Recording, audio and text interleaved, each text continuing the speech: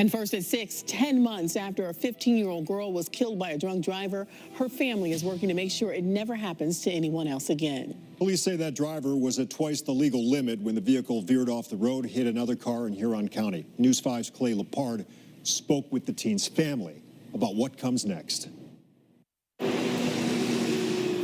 This is the first time mother Heather Armstrong has visited where her daughter, 15-year-old Ali Jo Kurdinat, died in a car crash last May. She was my best friend.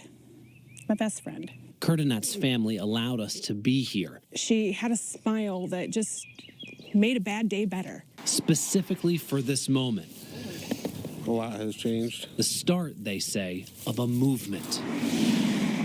Signs like these asking people to drive sober in honor of Ali Jo will start popping up throughout the Huron County community and beyond. I'm going to continue to fight because that's what Ali would want me to do. It's a new mission for stepmother Veronica Stanley, who was in the car with Ali Jo that Friday afternoon and spent a month in a coma and 6 months in the hospital. Don't be a little bit intoxicated.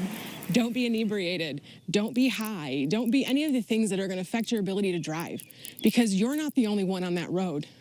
There are families out there. There are mothers, there are daughters, there are sons. It's not worth the risk of, hurting yourself or really hurting or killing anybody else. It's just not worth it. For Sergeant Ryan Papura with the Ohio State Highway Patrol, this crash shines a bright light on just how much damage can be done by a drunk driver. It's probably one of the most dangerous things we see on the roadway when someone gets behind the wheel impaired. Back at Ali Jo's final resting place. I come here every day.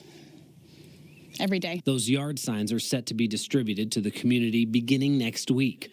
As for just how many, this seed of an idea has already started to sprout.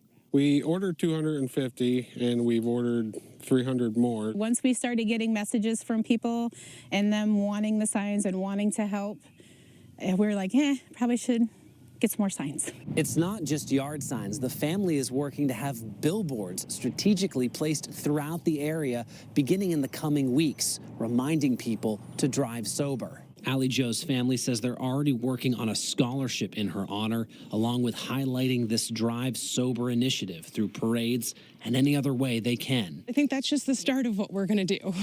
In Huron County, Clay Lepard, News 5.